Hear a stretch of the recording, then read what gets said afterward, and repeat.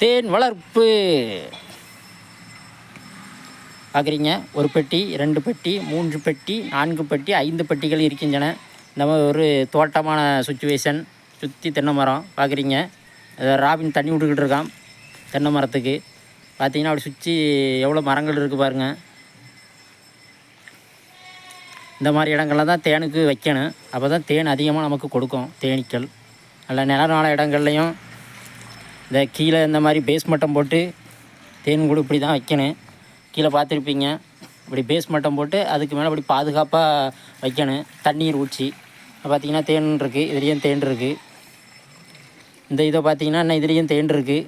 இந்த இதில் தண்ணீர் ஊற்றி இப்படி பேஸ் மட்டம் போட்டு வைக்கணும் பெட்டியில். அப்போ தான் பாதுகாப்பாக இருக்கும். நல்லா நிலநாள இடத்தில் வைக்க வேண்டும். அப்போ தான் தேன் வந்து நல்லா கொடுக்கும் நமக்கு.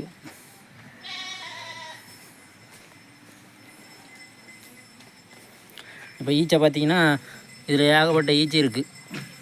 இந்த வெளியே போயிட்டு வந்துகிட்ருக்கு. இப்படி ஒரு பெட்டிலையும் 5 பெட்டி இருக்குது.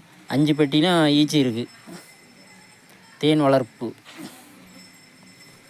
தோட்டம்.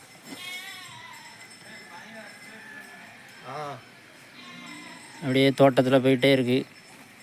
பார்த்திங்கன்னா அப்படியே சுற்றி எவ்வளோ தென்னை மரங்கள் இருக்குது.